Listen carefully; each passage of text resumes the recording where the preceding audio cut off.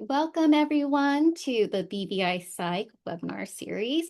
Today's topic is on mental well-being, and we have assembled a lovely panel here today to have a discussion on many different topics. If you need ASL or American Sign Language interpretation, click the interpretation button on the Zoom bar to access the ASL channel. I'm May Wynn, a school psychologist with the California School for the Blind Assessment Center and co-coordinator of the BVIPsych group, which is an interest group from the National Association of School Psychologists.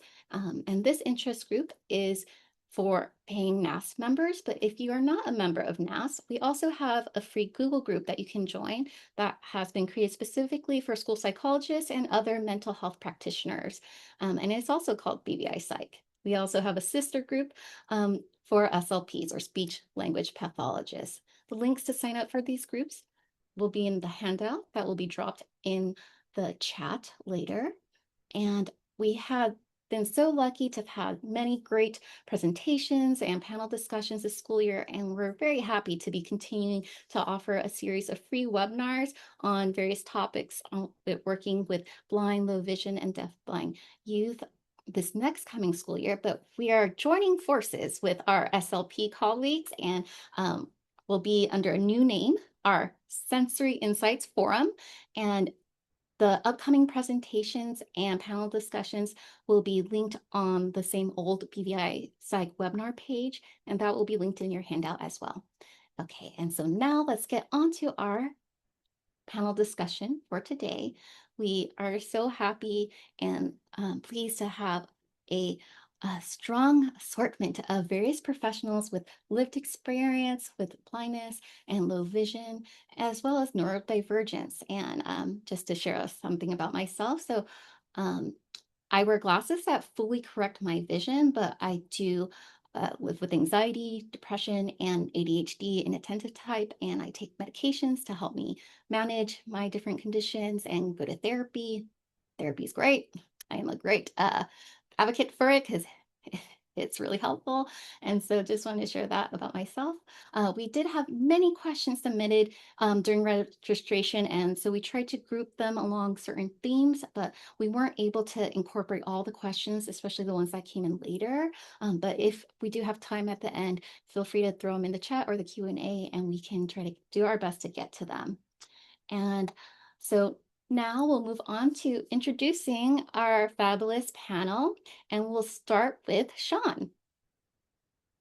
Hi there, I'm Shawn Marsolais. I'm a registered clinical counselor from Vancouver, British Columbia in Canada. I am also the founder of Blind Beginnings, which is a nonprofit organization that supports children and youth who are blind and their families across BC. And I was born with retinitis pigmentosa, was diagnosed at age 5, so also grew up with a visual impairment. So I've been working in the blindness field for about 25 years now, and am really excited to be here today. Thanks so much, Shawn. And next we'll go to Joseph. Yeah, my name is Joseph Burton. I'm a licensed clinical social worker out in Los Angeles, California. I'm also the founder and director of an organization, a nonprofit called Heart for Sight Foundation, where we provide health and wellness services for people with blindness and no vision. I am also a person with lived experience. I have retinitis pigmentosa and was diagnosed at a very early age and as a teenager. And yeah, just happy to be here. Thank you. Yeah, so happy to have you. And we'll move on to Ayctivia. Hello, my name is Ayctivia Palmer, and I'm a certified vocational rehab counselor, evaluator, and licensed associate counselor. I myself also have lived experience with a visual impairment. I actually have albinism and keratoconus. Previously, I spent a lot of time teaching adults with disabilities, working as a rehab counselor for the state of Tennessee. But at the current moment, I am a voc rehab counselor for a private practice called NGU Counseling, primarily specializing in mental health counseling, vocational rehabilitation counseling, and disability adjustment counseling. Thank you for having me. Yeah, thank you for joining us. And then we have a couple of repeat panel panelists joining us that we're so happy to have more of their time. So, Carlie, can you join us next in introducing yourself? Hi, everyone. My name is Carlie Rhoads. In my 9-to-5 job, I work for the National Center on Deafblindness. I have over a decade experience supporting students with sensory impairments, but my after-hours job and on the weekend, I am a trained crisis specialist, a certified grief educator, and I support specifically survivors of suicide loss. Thanks so much for joining us and also for giving your time to those really meaningful organizations. And next we have Lauren, who's joined us before. Hi, my name is Lauren Rosenbaum. I am a school psychologist at Perkins School for the Blind in Watertown, Massachusetts. And I am a little intimidated to be on a panel with all these wonderful presenters today, but I will do my best. And Lauren is being modest. She's a co-coordinator of NAS, the National Association of School Psychologists interest group for neurodivergence. So kudos to her. She does a lot. I feel like this whole group, you guys do a lot outside of your 9-to-5 jobs. Thank Probably you, May. also in your retirement too. So on to Henry, our adventurer. Thank you. Yeah, I'm Henry Tyszka. I'm in Detroit, Michigan. I'm a semi-retired independent scholar, and I spent a considerable amount of time with students on the spectrum and visually impaired and blind and international development.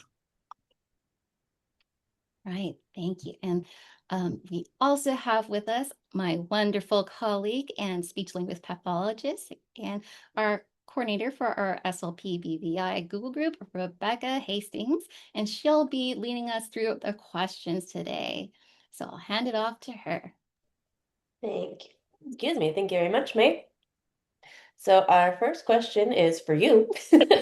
What are the best practices for conducting a social emotional assessment for a student with low vision or blindness? And as a reminder, I will also put all of the questions in the chat, both for the viewers and the interpreters, if you need to double check what I said. Thank you, Rebecca. And I'm just putting in the chat now and making sure to change it to everyone, because I know with some webinars, I used to just send it to hosts and panelists and people are like, where's the handout? I'm like, I sent it.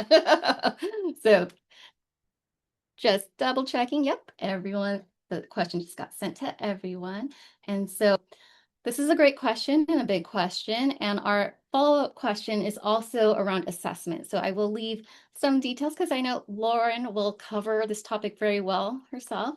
When we're looking at assessment for our blind and low vision, deafblind individuals, we want to make sure that we're having a multidisciplinary, multimodal assessment using the RIOT method. So RIOT standing for records review, interview, observation, then testing. Because then we want to analyze our data from different sources to corroborate our findings.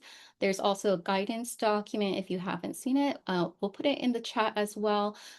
It's called the Comprehensive Evaluations of Individuals with Visual Impairment. So there's a lot of information in there. Basically, some of the key points that I want to make sure that you leave with today is that you're going to want to consult with your teacher of students with visual impairment or vision specialist because their information will really help inform your evaluation. Some questions that might be helpful when you're especially looking at social emotional functioning is, what's the cause of the vision loss? Was it traumatic or unexpected? Was it congenital or from birth?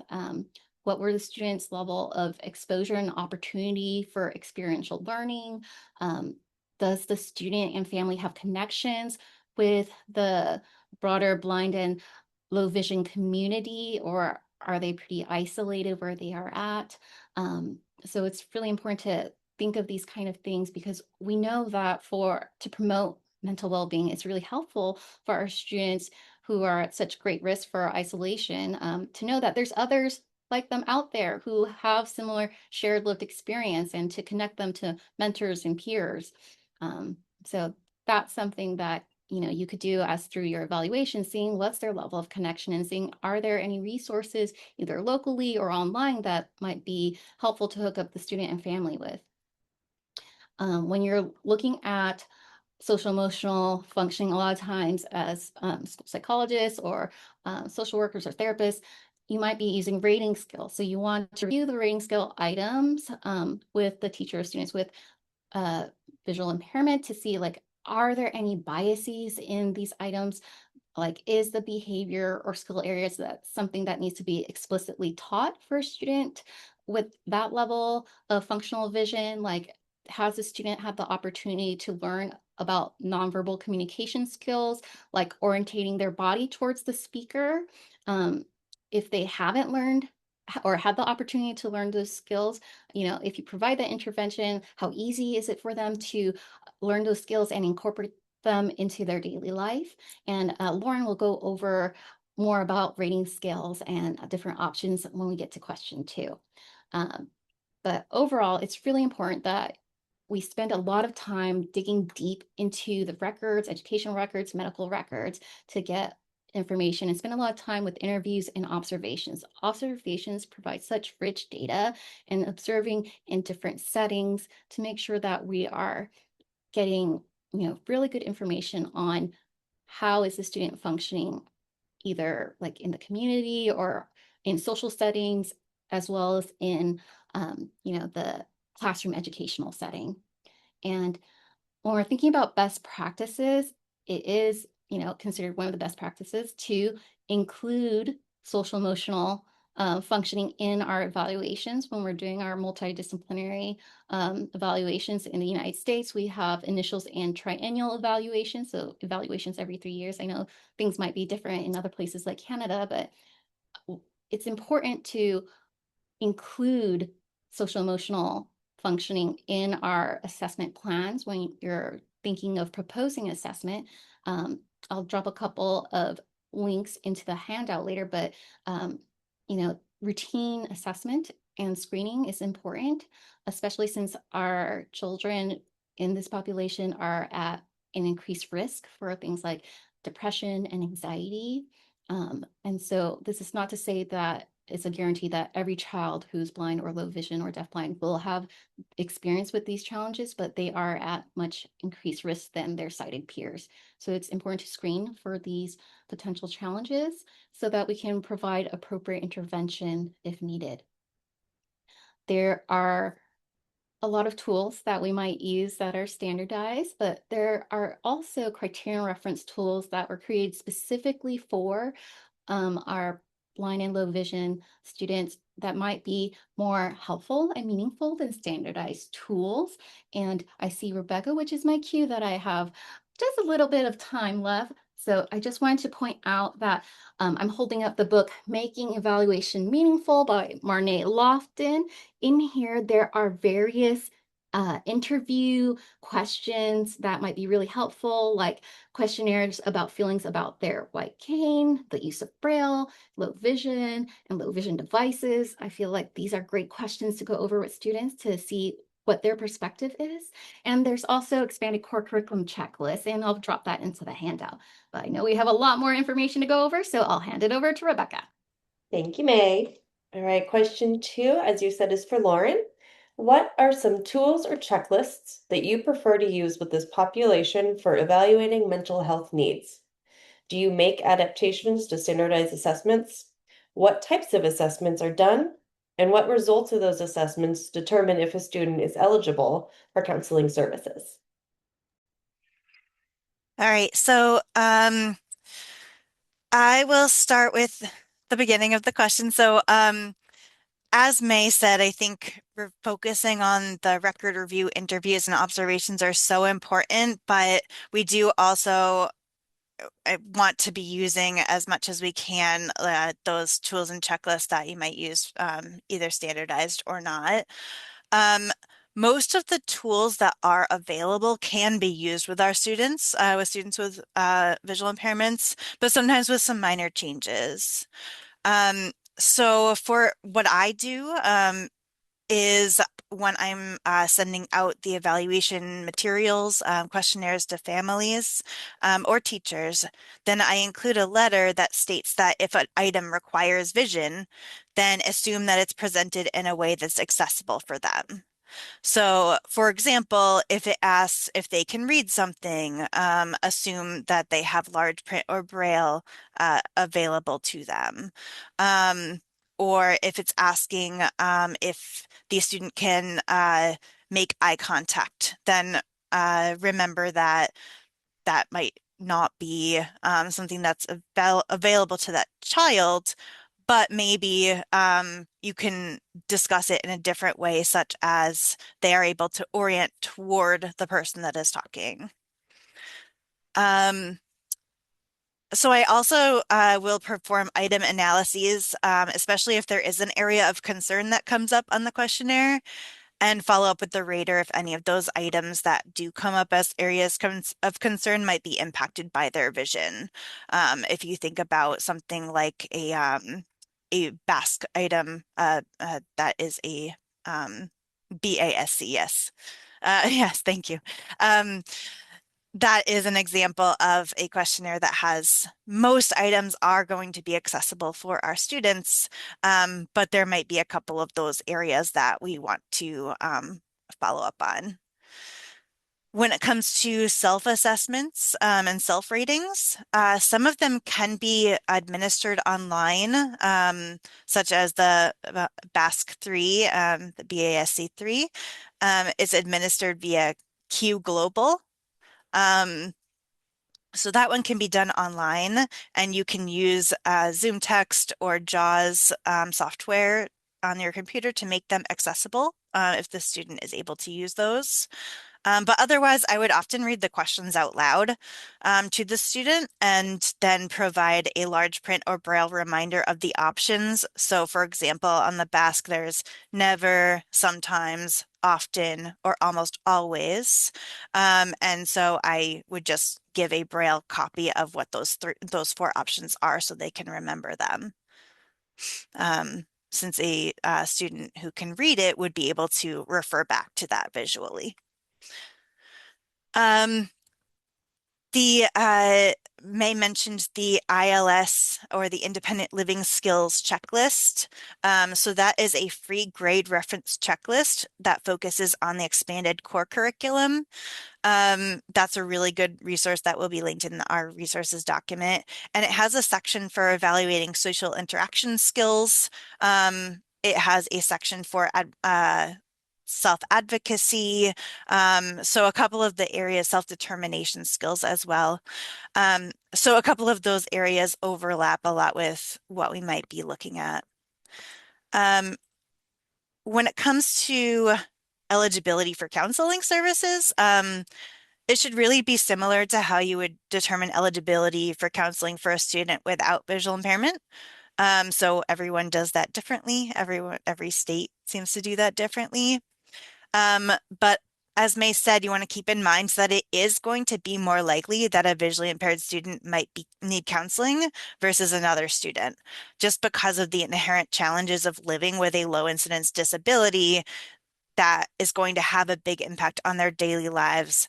They might be more isolated. They might have less access to things. So they are going to be inherently more likely to need a little bit of extra support.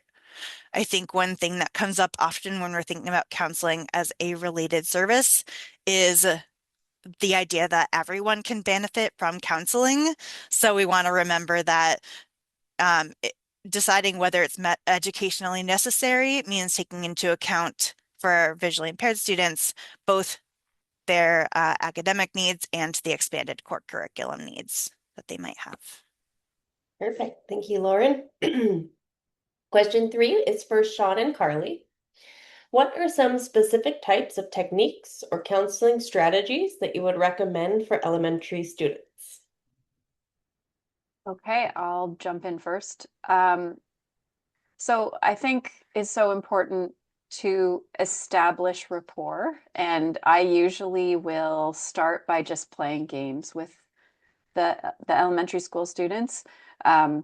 this also allows us to work on some social skills like turn taking or self-regulation, especially those kids who are really competitive and are upset when they lose a game. It also models how I work around not being able to see things, which normalizes that experience for the student. So I've played Uno or any sort of card game. I've played Scrabble. This obviously is easier when in person. I have actually played War, which is a card game, remotely, and we just each had our own decks of cards and would share what number came up when we flipped the card. In person, I like to try to set up opportunities where a child might, or where they might be able to help me. So, you know, I don't know. Oh, can you tell me what that says? Or, oh, I can't find where's the pile to draw from, where I'm just sort of normalizing that experience of asking for help, and giving them an opportunity. It sort of opens a door for me to then say something to them about, oh, what's it like for you when you need to ask somebody for help? I've also played Would You Rather, and starting with silly things, but leading to more kind of serious things. And in British Columbia, we have a program called Kids Connect. So we partner with the vision teachers who work in the school system across BC. And once a month at lunch hour, kids in elementary school can join on Zoom and we play games together. So that program is facilitated by myself and another coworker who's also blind. So we're just sort of opening the door. We're role modeling, but also kind of introducing them to us in a sort of casual, maybe sort of social situation, normalizing blindness a little bit as a way to sort of, I don't know, make them feel more comfortable if they want to connect with the counselor down the road. So just to build on the wonderful information that Shawn has shared, when we're talking specifically about elementary aged children, it's important to keep in mind that, the more traditional viewpoint of therapy being we sit and talk through and process our emotions is typically not the strategy to use with elementary age students. It's more about communicating through play, stories, movement, routines, art, and relationships. And then, of course, with students with visual impairments, making sure that everything is accessible and not overly dependent on visuals. So I kind of grouped like some ideas together about different types of strategies and gave some examples, just to give people ideas. But the first one I have is play-based counseling and therapeutic storytelling. And things that this includes could be tactile toys and manipulatives, role-playing with dolls, action figures, or stuffed animals, storytelling activities where children create narratives about challenges and solutions, and adapted social stories using tactile symbols, objects, or audio formats. Then there is emotional identification and emotional literacy. Some strategies here could include explicit teaching of emotion vocabulary, discussing physical body cues associated with emotions, using tactile emotion tools, voice recordings, or experience as examples, practicing phrases such as I feel frustrated because, or I need help when. We also have cognitive behavioral strategies, and of course, we would modify these for the appropriate developmental level for the child. But examples here include identifying worry thoughts versus helpful thoughts, teaching positive self-talk, helping students recognize connections between thoughts, feelings, and actions, using simple metaphors such as a worry monster or thought detective. We also have self-regulation and sensory regulation supports, and this could include deep breathing exercises, progressive muscle relaxation, mindfulness activities, movement breaks, and identifying personalized calming strategies. I do have a few more suggestions, but I know those can be shared in the handout because I see we got the time warning. So thank you. Thank you so much for following my time warnings. So question four, yeah, Shawn, you're gonna stay here. We also have Ayctivia and Lauren on this one. This is a meaty question, so you guys are actually gonna have about 8 or 9 minutes for this one.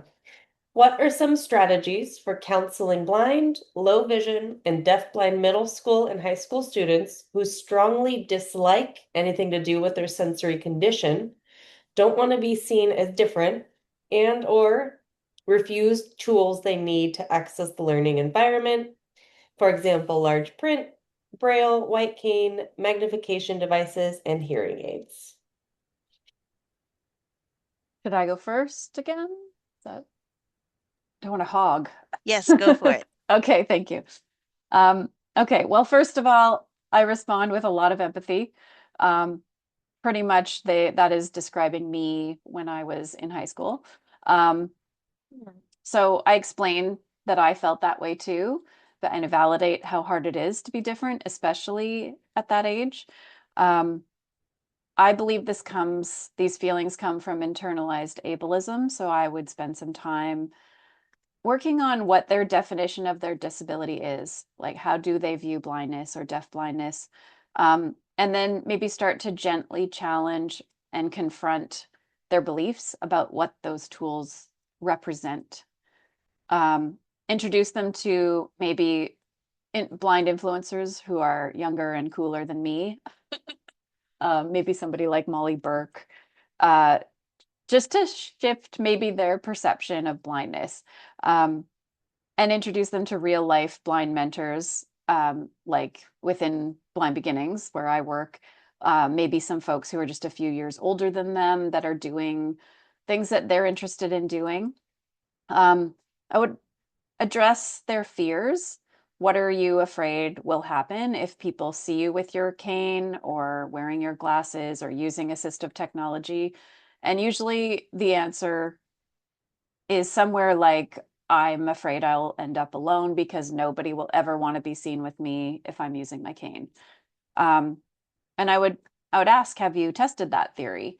And maybe see if there's somebody in their life that they would feel comfortable experimenting this a little bit. Like, what if you were to have a chat with your best friend about, would you be embarrassed if I used my cane around you? Or is there some low stakes person that if it doesn't go well, it wouldn't be the end of the world? And then maybe you work your way up from there.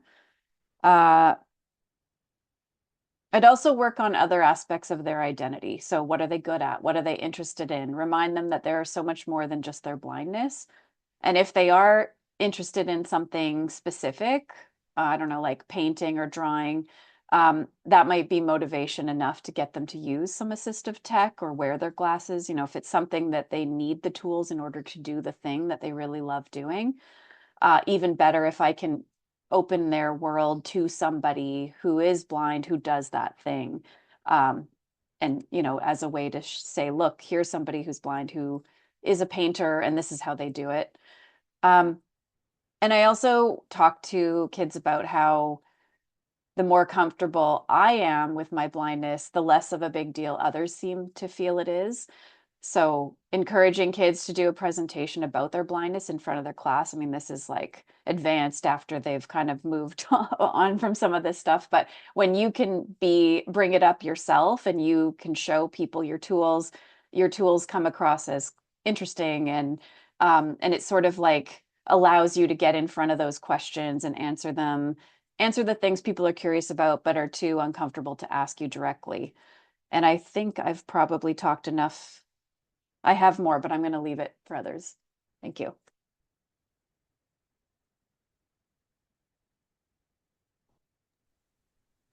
And why don't we go ahead and go to Ayctivia, since you haven't had a chance to chat yet.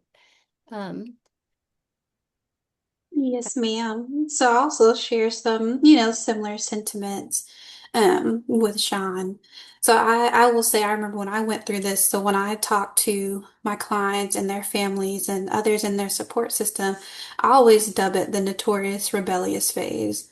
And sometimes I start with kind of talking with parents and saying, hey, what we do when we kind of try to work through this phase is let's not tell the students or tell them like, all right, you need to use these tools because you can't see. And it's like, well, they understand that, right?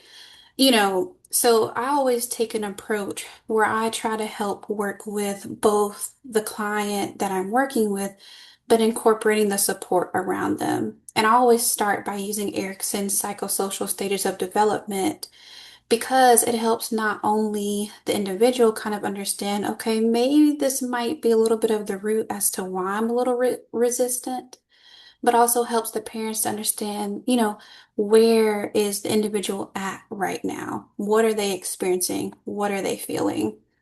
And so, just to give kind of a brief example, for example, when you have middle schoolers who are around 11, 12 years old, usually where they're at in those psychosocial stages of development is industry versus inferiority. And so that's all about how can I be good? It's about being competent, learning and mastering skills. And when there is a concern or a barrier with not being able to master those skills, it creates a sense of inferiority. And when you get into high school, the stage is identity versus role confusion. So, who am I? Where am I going? How do I develop a stable sense of myself, a personal identity, and, are able to create and have authentic commitments?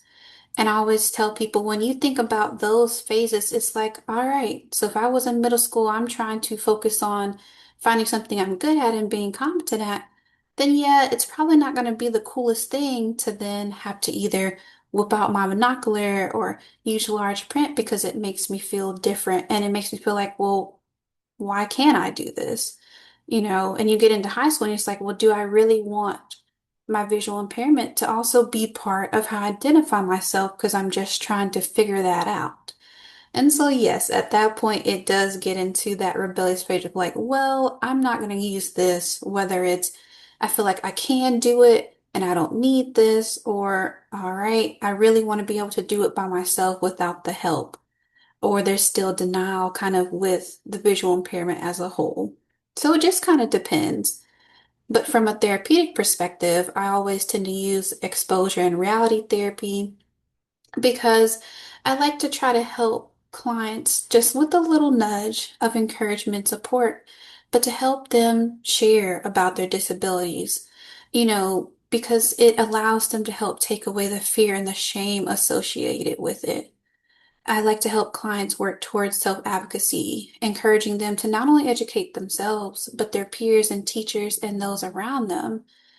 Because that's scary when you have to finally admit it or expose it or say it and say, yes, I'm actually having trouble with something because of my visual impairment. But when you get there, and a little bit of reality therapy kind of comes in because I always kind of tell my clients and we talk about it, and I'm like, well, the visual impairment, the disability, it's not going to change because we avoid it. It's still going to be there if we choose to do nothing.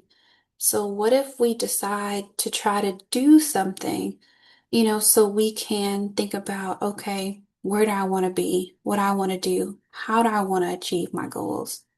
And that's where person-centered or mindfulness cognitive behavioral therapy can come in play. Because once we can kind of acknowledge it and we start to take away the fear and the shame associated, taking away the stigmas, then we can start the encouragement and the self-empowerment. So, yes, I have a visual impairment. How do I then choose to live with this? How do I cope? How do I navigate it? How do I even champion it? And when it comes to even thinking about the rebellious parts, all right, I don't want to use my tools. I don't want to use my cane, my magnifier. It makes me look different. And I always talk to my clients and I discuss independence versus learned helplessness. So I say, all right, what does independence look like to you? What are your goals and your dreams and how do you want to achieve them? And then I will ask oftentimes, well, do you feel like you can achieve these things without your tools? And the example I always give them is when I was younger, someone said, well, we're not sure if you can drive until I discovered a bioptic. And they said, well, if you use this bioptic, then you can drive. Depending on how far you drive, is up to you. But if your goal is to seek independence or to feel not as different or to figure out what your sense of normalcy is, there is an option to which you can obtain that and achieve that, but it may require you to use different tools than your peers to get to the same goal. And it's up to you if you want to do that. But other than that, I also will say with Person Center, I always like to talk to my clients about personalization of their tools. Because to kind of say it very plainly, whenever I had my magnifier or monocular and things, they're not necessarily the most glamorous items in the world, but figuring out, all right, how can I encourage when I'm counseling my clients to make a connection with their tools, with what they're using to modify things? How can I make it personal, make it special so it's like, all right, when I am pulling this out to use it, it's not also making me feel embarrassed because, all right, it's the most bland thing in the world. How can I give it some personality and make it represent me? And those are just some of the tools that I kind of think about when responding to this question. I'm just like sitting and learning from you guys. So I'm this is Lauren, and I'm kind of also signed up to answer this question, but I also want to acknowledge that you guys probably shared way more important stuff than I am going to, as I don't have the lived experience that you do. Um, I did just want to mention a couple of foundational things that I think can be important to consider when we're doing this. First of all, just being really aware of our student's profile, because that has such a big impact on their adjustment to their visual impairment, which learning strategies are going to be most important, and at what speed they might be learning them. So being aware of their type of visual impairment and the etiology, like what caused it, being aware of how much vision they do have, if any, and the functional impact of it, the onset, if it was congenital and they were born with it versus if it was acquired and when or how recently, the identification of when it was identified, their prognosis. So is their vision stable or is it projected to change? Are there co-occurring disabilities that also might impact their ability to access different tools, and cultural considerations of is there cultural and family support, or rejection of the disability. So just the more aware we are of those background pieces of the student, the easier it's going to be to know what's important. But I know I see Rebecca, I'm sorry. I just want to say one other thing that came up as I was listening to Ayctivia and Shawn, which is that I even did this when I was writing up my responses to this. I think that we are often, as sort of counselors, put in a position where people are saying they want to rush the process and they want to say, like, let's get this done. This student's not using this tool or they're feeling frustrated with this thing, and like, let's get them past it. Let's get them to the next step so they'll do it. And we need to remember that we're in a role of, we are the people that can let them have the time they need and give them that space in order to process and get there and slow it down. So I'm definitely guilty of not always doing that. I think it's definitely something to keep in mind. Beautifully said, everyone. All right, moving on to question number 5. How do you support family members who may unintentionally be feeding into the message that blindness is bad or something that needs to be fixed or cured?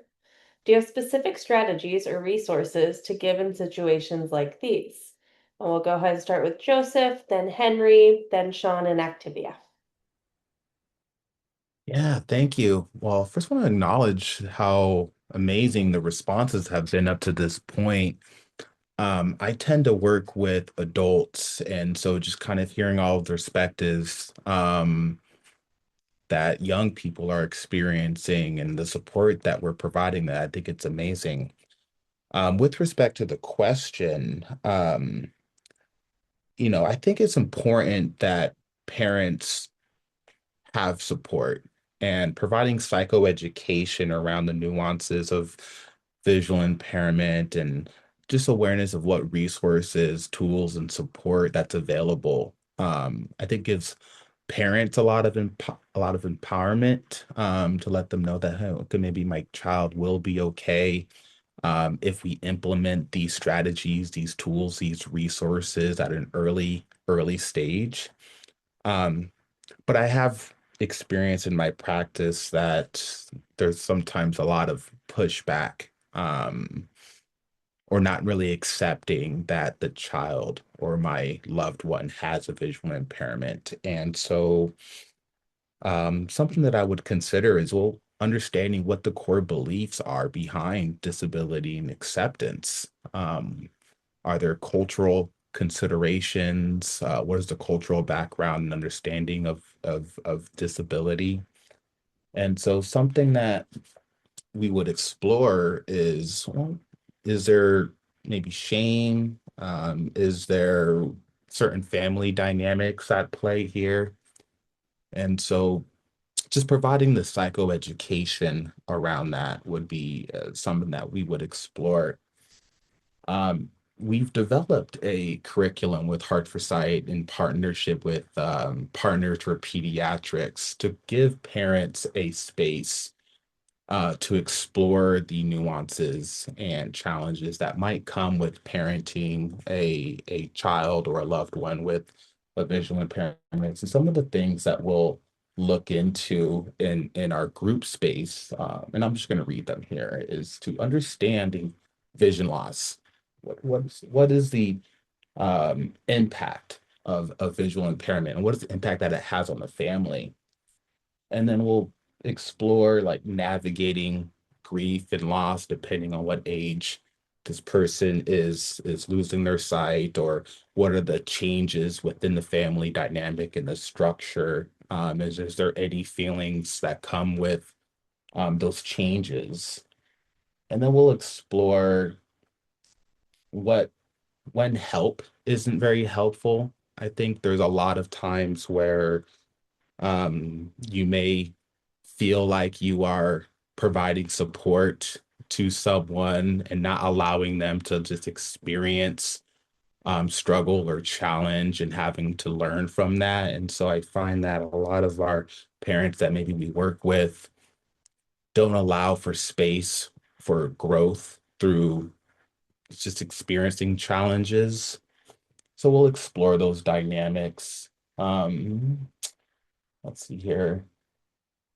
Understanding like codependency, what are the boundaries that maybe parents could have towards encouraging children to explore their tools, try learning new systems, implementing some of the technology that is available to them, and just really encouraging them to explore.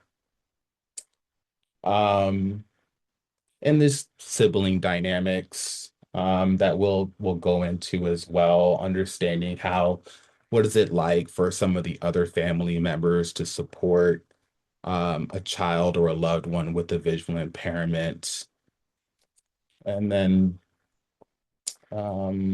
fostering independence. We're learning tools that encourage independence in early childhood, or for young adults, balancing what are the safety concerns and what are the opportunities for growth, and then processing again the guilt and the shame. I know in a lot of Latino cultures, I'm Puerto Rican myself, and I know growing up that there was a lot of shame and guilt from my mom, who thought that because I have retinitis pigmentosa, it was something that she imparted onto me. And so just kind of breaking those understandings of, okay, what does it mean to process the guilt and the shame that a lot of parents have? So there's a lot of cultural dynamics there at play. So just giving parents an understanding of, okay, well, how do we work through those things? And then, just advocacy, system navigation. There's so many resources, as you all have mentioned already. that allow for parents to support their child throughout the developmental stages and into adulthood. And so just helping them to navigate and providing awareness of what those resources are, I think is incredibly important. And so we have a curriculum that is specifically designed to support these parents so that they can create an environment that fosters the development of young people into the adulthood. So I know that there's some other folks that are going to be sharing as well, so I don't want to take up too much time, but I will share with May in the resource guide some of the workshops that we do offer to support the families. So.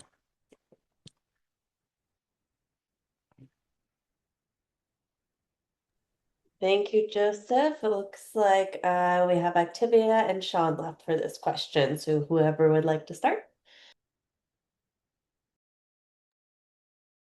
Okay, I'll jump in.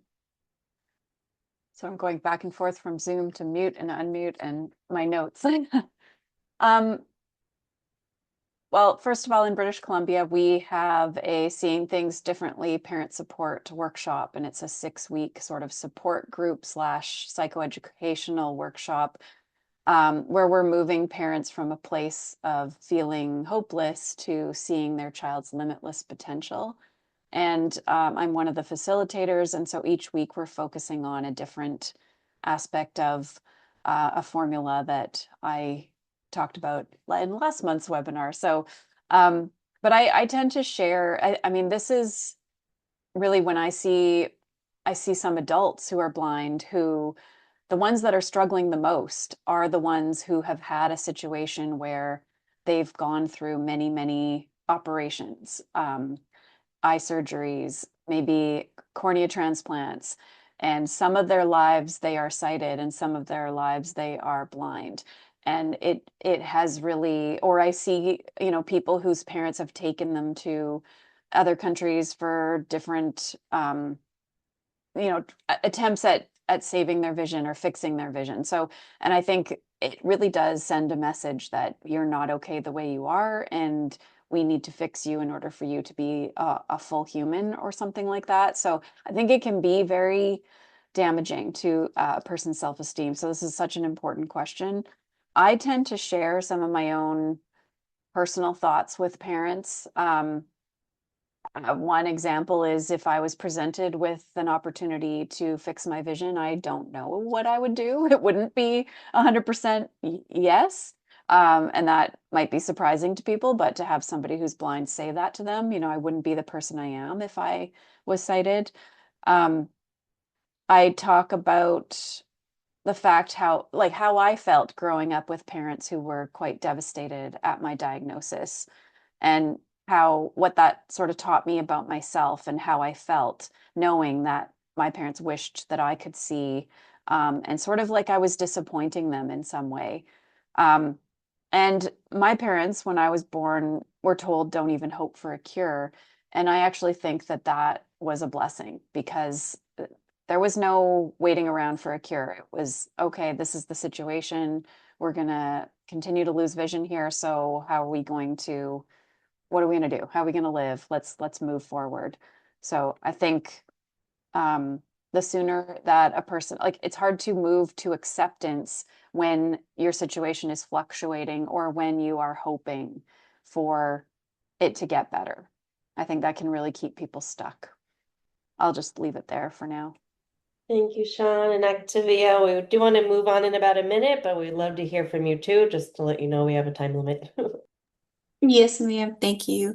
Everyone said such great things. So I don't have much to add, but I typically just use a trauma-informed approach along with family systems therapy because essentially, like everyone said, it's important to address when the family members are going through the grief and loss or allowing them to have a safe space to talk about, all right, at the end of the day, when they were getting ready for their child or whoever it might be, there are expectations and to allow them the space to challenge the expectations versus the reality so that way we can, work through the grieving process, move forward, and be able to not only work towards just treating the individual or assisting the individual, but the entire family.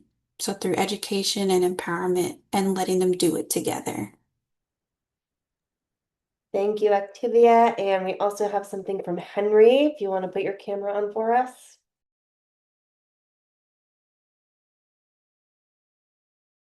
There I am. Thank you. Those are wonderful comments, and it really provoked a lot of uh, instances that I would like to contribute. One is they Bolt in 2005 in the British Journal of Visual Impairment. They talked about representation of suicide amongst people who are visually impaired, and it's in literature, in movies, they create the worst thing that can happen to anybody. And I'm not saying it's not, but the worst thing that can happen to anybody is to lose your vision. And this creates sort of what I term a form of blind hysteria, which would impact parents of an infant that has a visual impairment. It impacts older adults that are losing their vision. And it's also a cultural factor here in the Detroit area that disabilities are viewed as a punishment from God. So the parents that see blindness as bad, there's a context, there's a cultural context that's founded in, and they're hardly they can't be blamed for having that perception. Thank you. Thank you, Henry. All right, moving on to question 6 for Lauren. What counseling strategies do you use with blind students who have additional disabilities? For example, autism, ADHD, intellectual disability. Do you have specific resources that you use with students or share with families?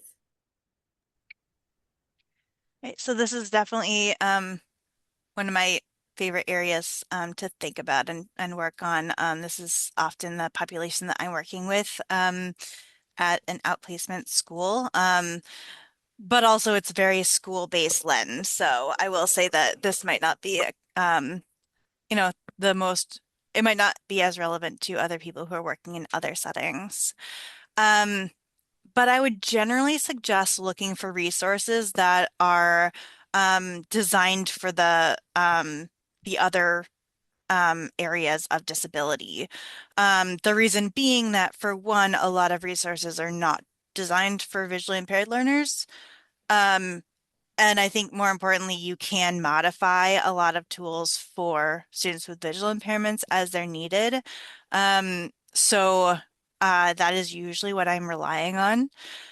But there are a lot of great resources out there that can be adapted for our blind and visually impaired students. So there are going to be a lot of resources linked in the resources document that will come later. I'll just shout out some of them that I love.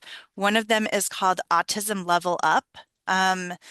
The cool thing about Autism Level Up is that it is a website with a lot of free resources that are designed for helping people understand their energy and how to regulate it. It's kind of similar to a zones of regulation, which is also sometimes a useful tool.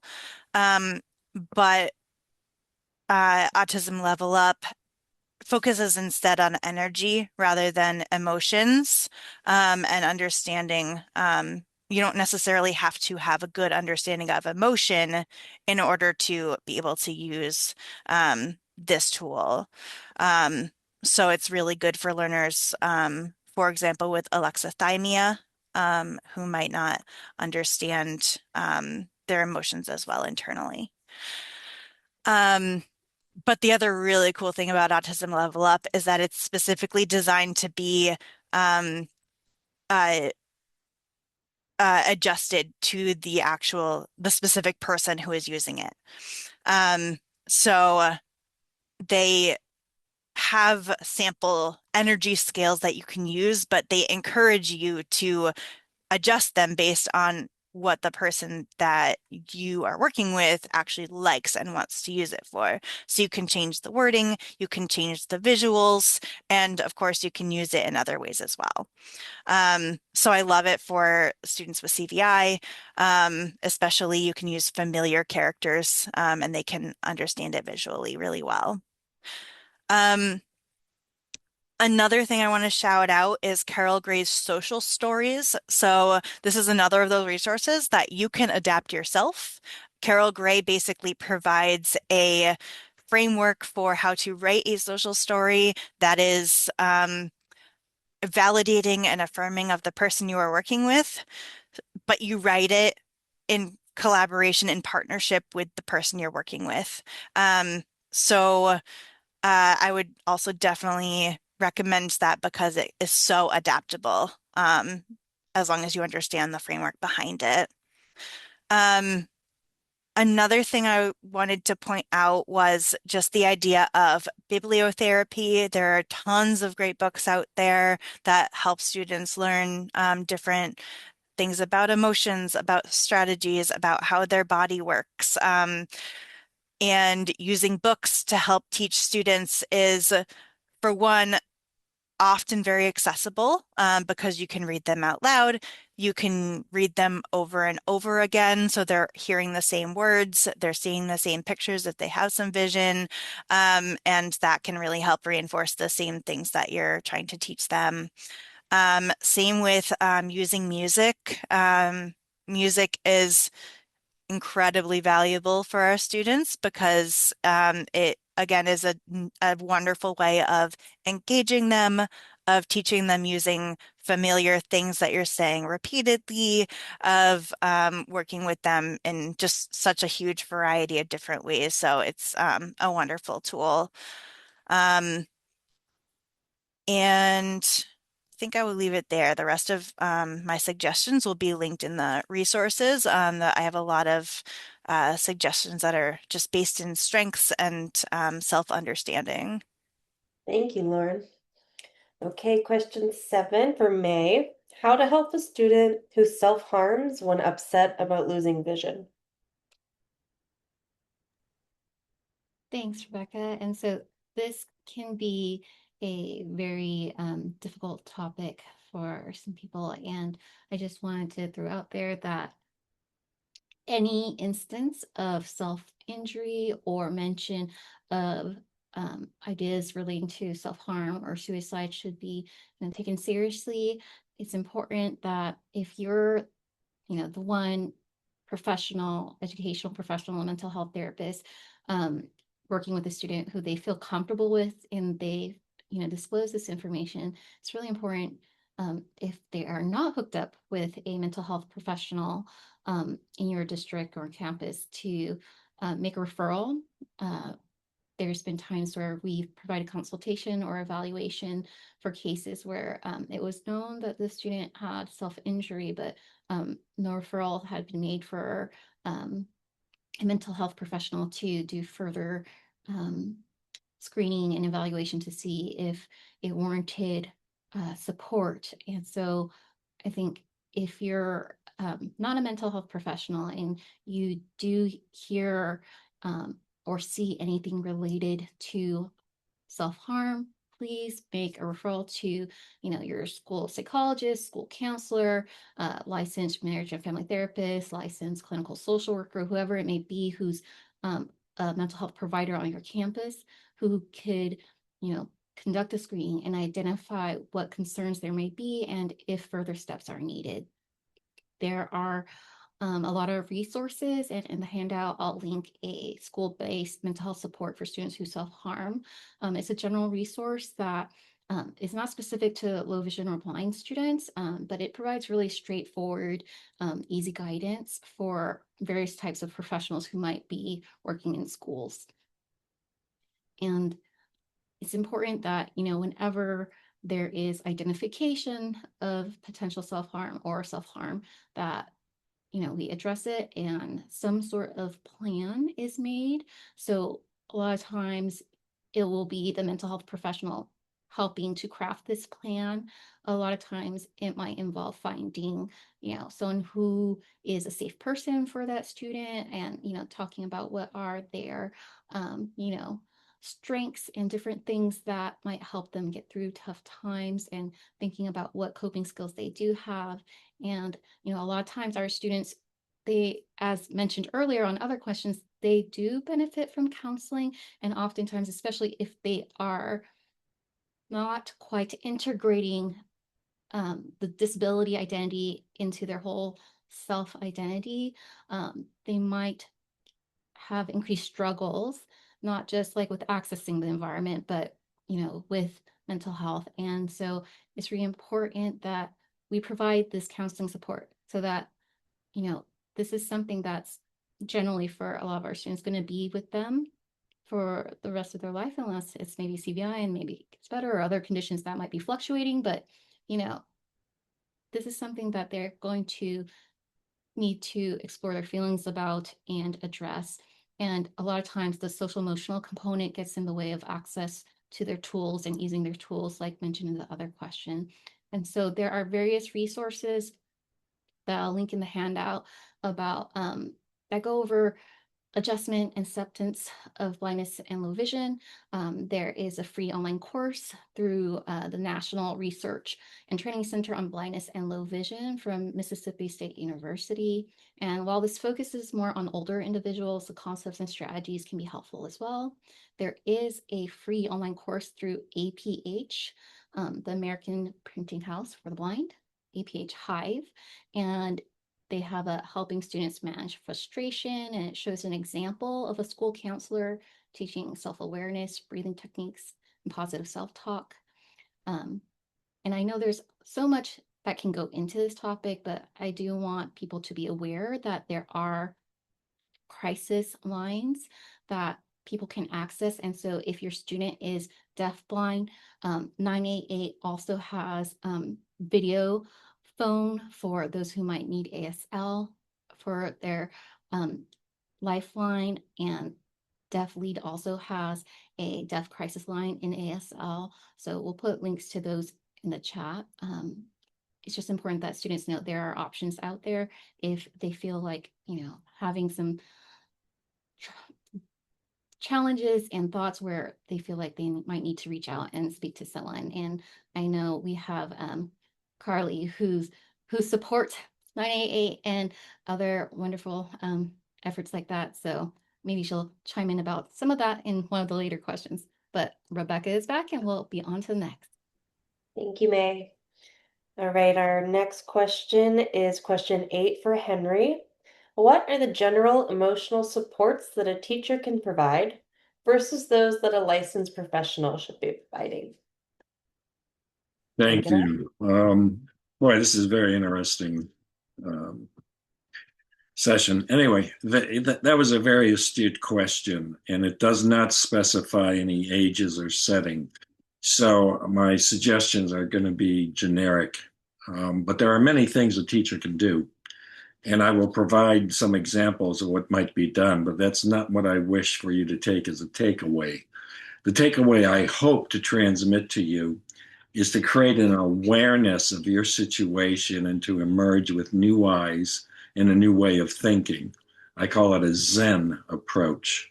When you're next alone in your classroom, stop, center yourself, observe, reflect. How are your students in your classroom, in which is the environment you created for your students, different from other classrooms? What works? What doesn't work?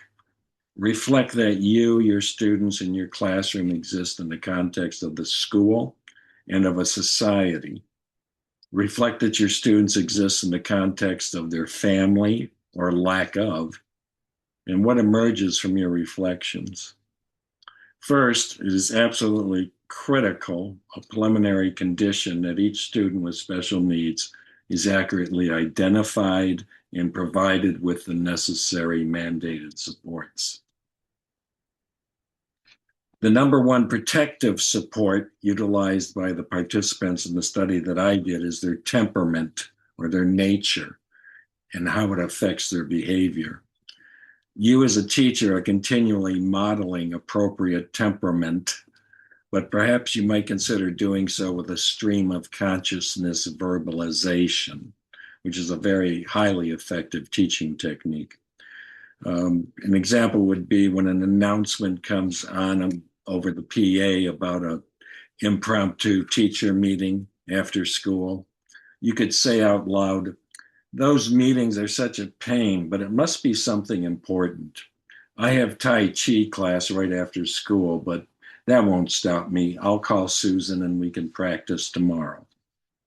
So when your student next has a disappointment, he or she has already been exposed to an appropriate response, which you will highlight.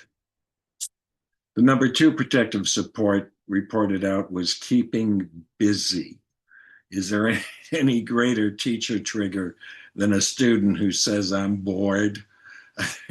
Keep your student busy with meaningful and useful activities, which is closely linked to the following: demonstrating competency. This protective support was one of several that stood out. The aim, the goal, is to create scenarios in which students will acquire and demonstrate competency. Preference would be given to non-academic activities with atypical but appropriate levels of responsibility. Example, does your room have a paper towel dispenser that needs daily checking and refilling, using the key in the top left corner of your desk and going to the custodian's office for refills? And who fills the bird feeder? Get one if you don't have one.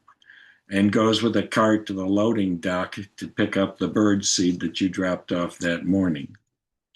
And perhaps your students can do bulletin boards. Maybe you absolutely need to send a note to Ms. Jones, who happens to be at the farthest room in the school from your classroom. Another technique I adopted very early in my own teaching career was observing my other colleagues, is that while hands-on training is very effective as a teaching technique, it all too easily evolves into doing the task for the student. I literally adopted a hands behind my back policy, as the instinct to do things for my students was very ingrained. I would, without limit, verbally guide the student how to do something. In those rare cases where my verbalizations weren't sufficient, I would do the task at hand for the student. And once the student grasped the concept, much to their astonishment, I would undo the task and have them redo it. I also found that telling my students the following was effective: I do not know how you are going to do this, but you need to figure out a way to reach this goal. Competency cannot be awarded to anybody. It has to be developed by the individual. Of course, you would provide appropriate supports, but the principle shifts the emphasis to where it belongs. This principle informs the learner that they have to take ownership for earning competency. Sometimes being provided with a solution doesn't work for them, and that only reinforces feelings of incompetency and shifting the blame to the teacher. See, I told you it wouldn't work. So in summary, demonstrating competency was a highly rated protective support. To determine opportunities for your students to practice, acquire, and demonstrate, go Zen and think outside the box of your classroom, school, and academics. Wonderful, thank you. Okay, moving on to question 9. How can educators help a student develop a positive, independence-oriented self-image? Do you have recommendations for resources to improve motivation and self-esteem for blind and low vision students? And Shawn, we'll start with you and then finish up with Lauren. Okay. Well, I would start by saying raise your expectations for what you think they are capable of. I think when I sort of reflect back on teachers in my life, it is the non-blindness professionals believing in me that have helped me the most to believe in myself. So to explain this, I think, a vision teacher is going to tell me, of course you can, because I don't know, I feel it's almost like a bias, like a parent, whereas a classroom teacher or another sort of sighted mentor, believing I can when they don't even necessarily know all the tools that are available. It's more of an inert, like, I believe in you. I believe you have the determination, the strength, the resilience, the creativity to figure this out. That has really motivated me. I think asking a student, why do you think you can't do, if their lack of motivation comes from a place of, I just don't think it's possible, or sort of a learned helplessness, then why do you think you can't do that? And then challenging the youth to problem solve those barriers with you. So, okay, well, you think, you're not going to be able to do this part of it. Is there any way you can see working around that? What's an alternative way to achieve the same thing? Of course, introducing them to others who are blind, who have done the thing that they want to do or believe they can't do, or maybe even something that is far beyond what they'd even ever imagined. So for me, learning about Eric Weinheimer, I never know if I'm pronouncing his name right, but the first blind man to climb Mount Everest, I remember watching the documentary and it blew my mind. And I felt, up to that point, I was an adult already, a working adult, but I thought I was pretty positive about what I could do. But that really challenged me to think beyond. And, I have no desire to climb Mount Everest personally, but it made me sort of think, oh, like, are there other things that maybe I've not considered because I'm blind? A similar thing happened when I met Daniel Kish and learned about his no limits philosophy, which Blind Beginnings has adopted. Everybody has limits, but when you're blind, people often assume you're more limited than you are. So I think introducing youth who are blind to some of these philosophies, a different perspective, and I guess I'll do a shameless plug for the Blind Beginnings podcast called Limitless. We have over 230 episodes, and we talk to lots of people who are blind that are doing cool stuff. So I think the more you open up somebody's mind to the possibilities that are out there, hopefully the more motivated they'll become.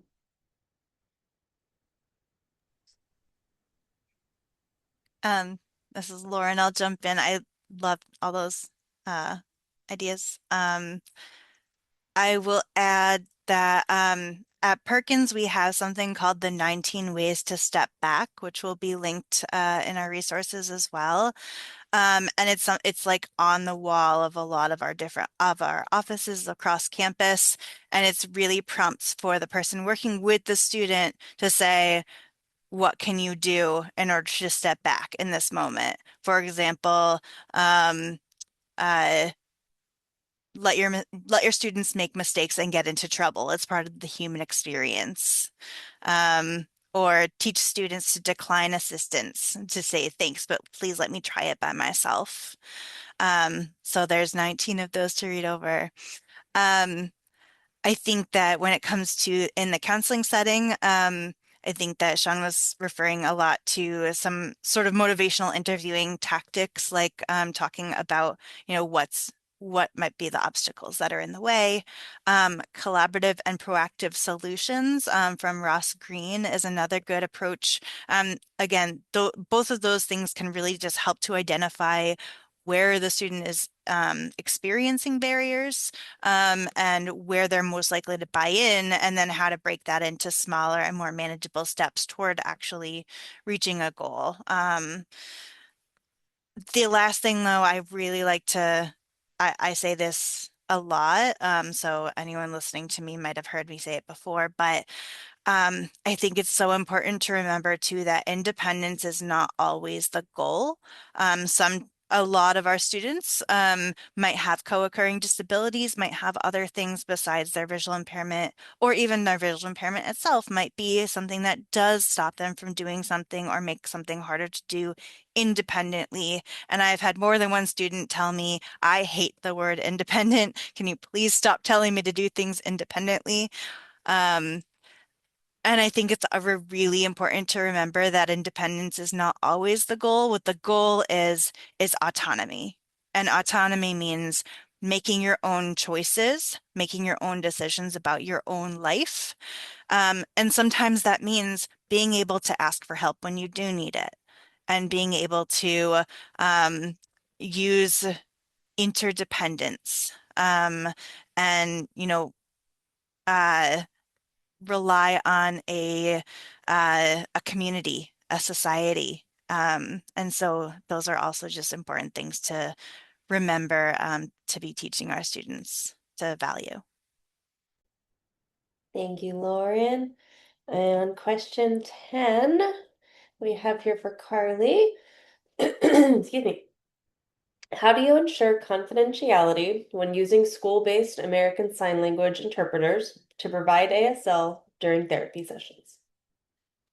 So this is actually a really interesting question because the way school districts handle interpreters really varies. So when we're talking about professional, certified, trained interpreters, confidentiality is not an issue. Like they know that they need to interpret everything accurately and completely, that they remain neutral and professional, not to disclose anything discussed during sessions, not to engage in outside conversations about the student or their treatment. But what happens, and I have personally observed this in my professional career, but what sometimes happens is for whatever reason, and I'm not going to get political or say any comments about this, but what sometimes does happen is a professional interpreter has not been secured for that child. So sometimes we'll have a family member acting as an interpreter, a friend that's interpreting informally, a school employee who happens to know sign language but is not functioning as a professional interpreter. So that's where things can sometimes get a little muddy about, are they trained?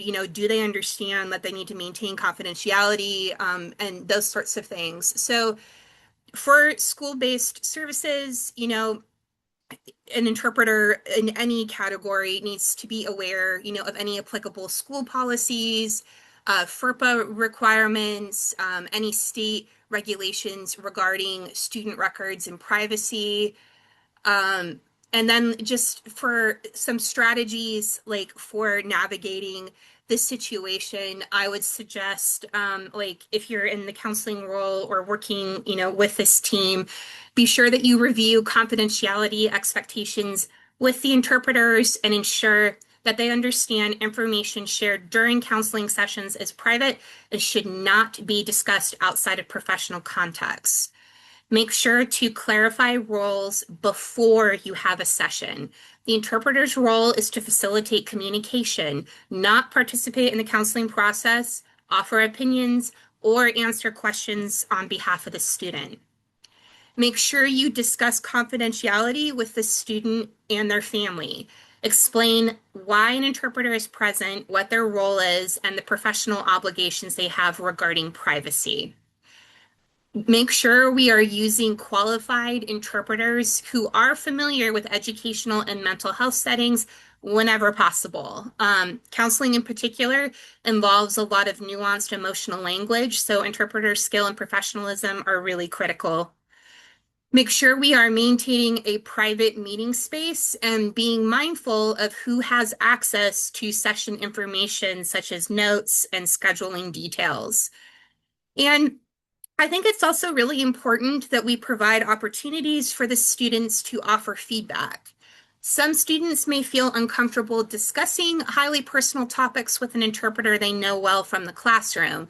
So when appropriate, we should be checking in with students about their comfort level and explore alternatives if concerns arise. So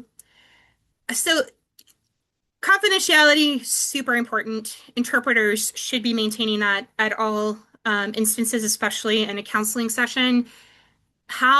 Depending on the type of interpreter, it can vary how much they truly understand that. So it's really important that we make sure that all of this is laid out very clearly and everyone is on the same page to make sure that confidentiality aspect is being respected. So thank you. Perfect. Thank you, Carlie. All right, question 11, we have Ayctivia and Shawn. How can vocational rehabilitation professionals help with recognizing clients' need for mental health care and assisting with getting mental health services? Take it away, Ayctivia. Yes, so this is, of course, a very important question to me because this is my whole wheelhouse since VR. But, the three things I would say when I describe this would be, being observant, being informed, and then making the referrals. And what I mean specifically by that is I think that, VR counselors or vocational rehab professionals are in a very pivotal spot to kind of recognize needs for mental health care because they see how it can impact clients within the real world, so outside of the schools or outside of other crafted settings. In other words, you could say, for example, when clients tend to come and try to search for vocational rehabilitation services, this is when you're meeting them when the training wheels are off and bills begin or income is needed, or there may not be a lot of socioeconomic support available. And honestly, in these moments, being a voc rehab professional, a lot of my clients and their support systems will say and come in, it's like, this is the moment we realized, all right, we may not be able to, and we're not going to be able to live forever, but we want the person we're supporting to be successful as possible. And yet we're not really sure how to process or address that. And that sometimes is already the cue to kind of be like, all right, let's kind of keep monitoring and keep watch on it because that can induce its own concerns with mental health care. But when I say being informed, I think it's really important for vocational rehab professionals to be informed as to how mental health concerns impact vocational progress and outcomes. And so I always tend to take a holistic approach to every client because I always try to keep in consideration what are the additional needs besides the vocational needs that must be met? How can they eliminate barriers that, will ultimately lead to vocational success? An example of that I have is, I had a client who missed several sessions, had trouble maintaining employment, maintaining their vocational goals, and come to find out, he was suffering from depression and used alcohol to cope. And I think at that point, you start to realize and you can see, all right, you know, if we don't tackle some of the internal concerns, then it's hard to get to the external success that is desired by the client or by their support system or both. And so that at that point, we have to realize that, all right, the client may not be able to further progress if we don't kind of take care of some of the more mental health care concerns first before we really approach the vocational goal. And lastly, making referrals to appropriate providers. So being aware to even know, all right, so I'm not just making a referral always to just a mental health specialist or provider. It might be to someone who specifically focuses in trauma or depression or whatever is specific to the client, aside from just the visual impairment and the disability they're facing, because sometimes the needs are more specialized than generalized. Um, and sometimes it depends because kind of in vocational rehab professionals, if people tend to work for a state agency, then the state kind of has resources that they partner with or contract with just to kind of take care of the initial concerns. But if it's kind of in a private setting, such as where I work now, then depending on if, let's say that person's also a licensed mental health professional, they might also take care of it, or they may refer out if the client needs additional supports and services. So that's just my take. Yeah, I 100% agree with all of that. My master's is actually in voc rehab counseling. So I think that you're going to be far more successful in finding and keeping a job if you have tackled your feelings about your disability. I loved what May said earlier. I actually wrote it down, integrating your disability identity into your self-identity. I feel like that sums it all up quite nicely. One thing that, well, a couple things that come up under vocational rehabilitation is disclosure.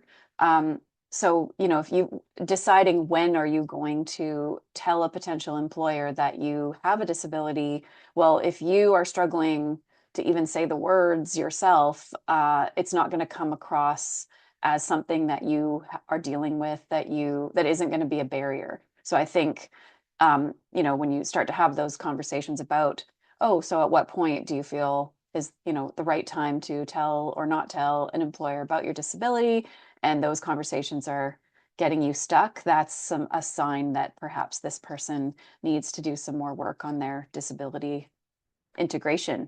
And I guess also in the seeing really limited options, coming in and believing that there's nothing I'll be able to do. Again, sort of challenging, doing the research, looking at what kinds of jobs do blind people do. That question comes up a lot. Well, look at where's the list of the jobs that blind people do? Well, there's endless number of jobs. So I always encourage the youth I work with to do information interviews to learn more about a career that they're interested in. And that could be, interviewing people who are sighted and interviewing people who are blind and low vision, if they can make those connections. Just learning more about what a day in the life of that person looks like in that job, and thinking through themselves. Okay, so they said there was a lot of paperwork, but can I do that electronically? They said there's a lot of travel, but do I need to drive, or can I, do a car share Uber situation or something like that? So doing the research, and I don't have a nice way to sum this all up, but that's my thoughts on voc rehab. Thank you. Excellent. Thank you. All right, we're getting to the end here. So question 12, we have Joseph and Ayctivia. Is there a list of mental health specialists with lived experiences who are open to seeing youth in the US? If not, how can I find a counselor with lived experience? Go ahead, Joseph.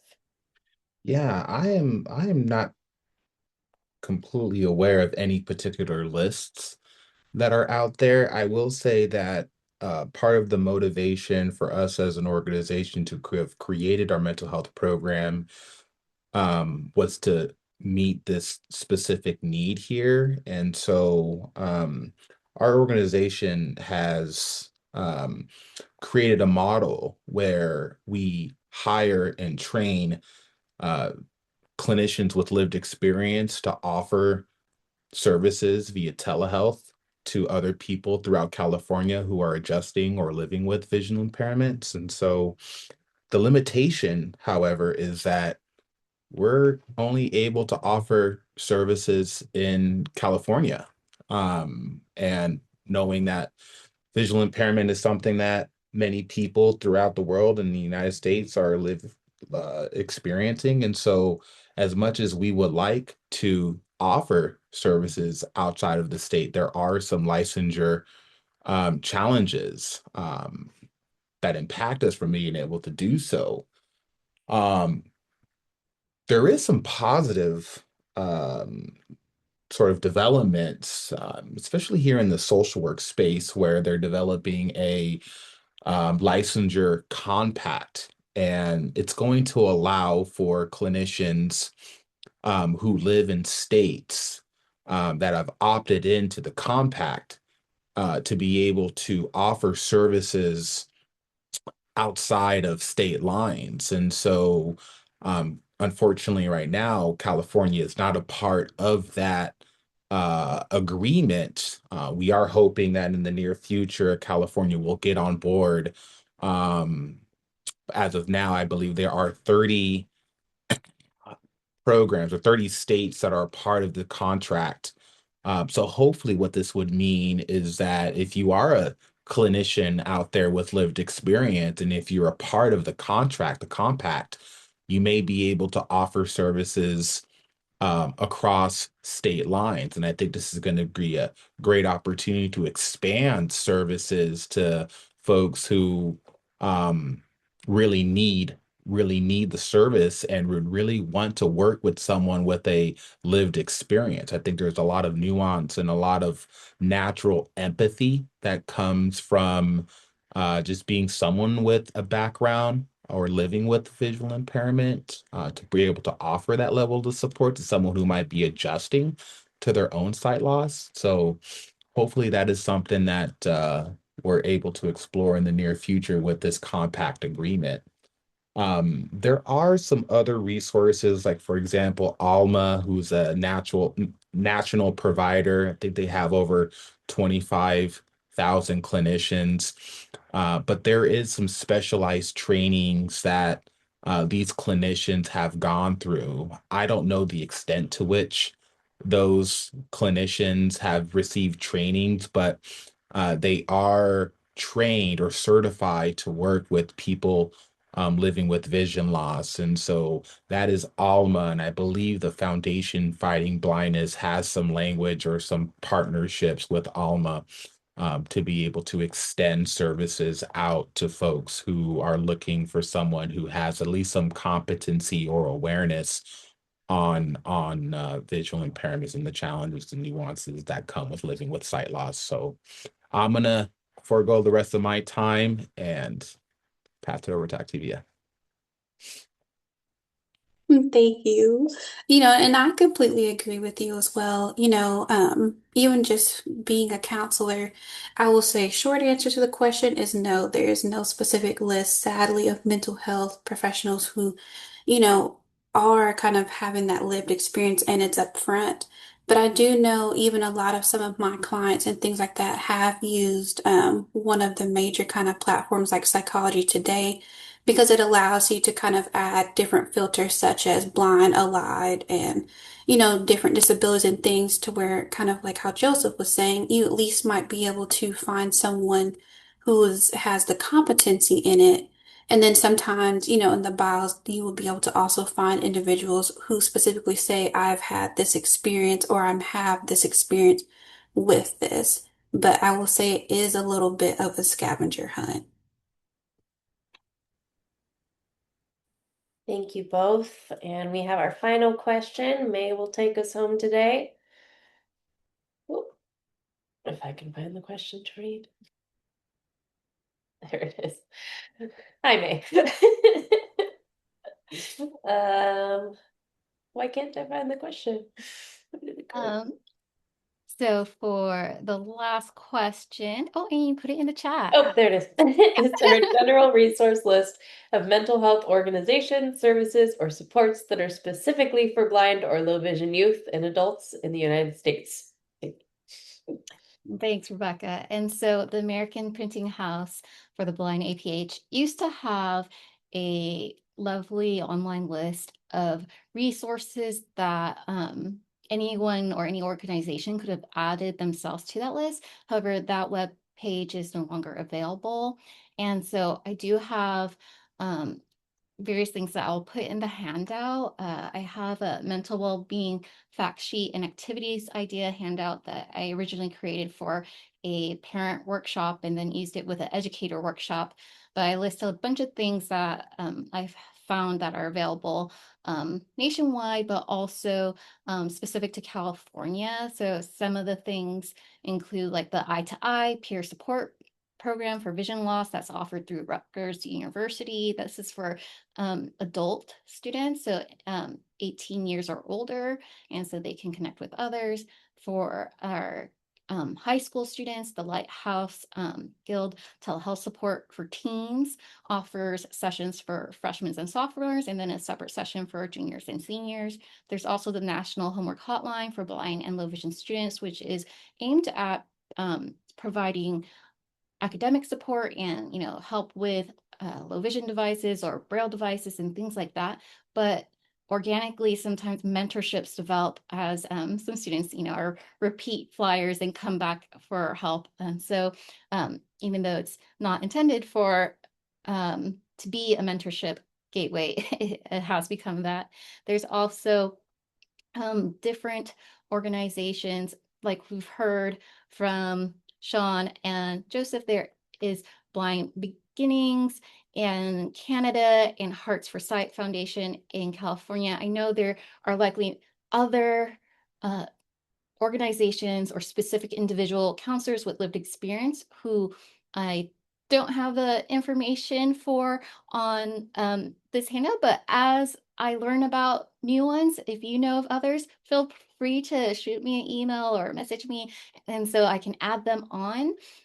There's also many different tools from Foundation Fighting Blindness. They have like a resource toolkit, and like Joseph mentioned, they have a link where you can find therapists who have been trained by them to have at least some awareness about blindness and low vision. There's also a mental wellness and low vision, or mental wellness and vision loss video series that feature different mental health therapists who have lived experience, so that if you are a mental health professional, you can, or any individual, you can see their stories and learn about their insights. So kind of continuing this conversation that we have started today. And I see that Carlie has joined, so please add your knowledge. Yeah, so this is Carlie, and I just always like to give a little plug about 988 because something that a lot of people don't know is that you do not have to be actively in crisis to call or text 988, and you don't have to call or text 988 about yourself personally. So if you have like someone you care about or you're working with that you want to find out resources and supports for, that's a great way to do that. And the way 988 works is it is routed specifically to your state. So the counselors that you talk to on that line are able to give you local resources and connections. So I just like to give that plug because a lot of people don't realize that, and people think you only if you're actively suicidal can you call 988, and that is definitely not the case. They are there to help support and offer services about mental health in a lot of capacities. So I always just like to give that plug. Thanks. Thanks so much for adding that. And I also want to piggyback on something that Lauren mentioned earlier with bibliotherapy. And I believe someone else mentioned about representation in media. So representation matters. And so if you're looking for resources where there are characters or the people in the media have lived experience of being blind or having low vision, I added to the handout different resource lists from Ocali, the Outreach Center for Deafness and Blindness, and the Outreach Center for Deafness and Blindness from Ocali, the Ohio Center for Autism and Low Incidence. They have a list of books. There's also a list of books from Indiana University that includes visual impairment and considerations of ethnic diversity, which is great. So contemporary books about children and families of color. And then Described and Captioned Media has lots of videos around self-advocacy, self-determination, and self-respect. I again listed the Limitless podcast from Blind Beginnings. There's lots of podcasts from various individuals with lived experience that youth may enjoy learning from, ranging from more educational to more just fun, pop culture-y. And the Rural National Institute for Blind People also offers the Emotional Support podcast for parents and caregivers that might be helpful. And for older individuals, there's Insights and Sound Bites podcast from Hadley. And so there's many other resources. In our BVIPsych Google group, there is a form that you can self-submit if you want to identify yourself as an evaluator or counselor or therapist who has experience with working with blind, low vision, or deafblind students. If you want to be put on this list, feel free to reach out, and or if you're in our group, we can get that form to you so that you can be listed there. But I know there's so much more out there that we might not have on our list or in our handout. So please share with us because we all want to learn. And so thank you so much for hanging in with us throughout this webinar. We are at the end, and I'm seeing that, we have gone over time quite a bit, but thank you so much for hanging in there with us and providing all these great questions to have this wonderful conversation with our expert panel, who I'm very thankful shared their various thoughts and perspectives. And I hope that you all continue to join us for our webinar series, and we'll hopefully see you back in August. Right. Thank you so much, everyone.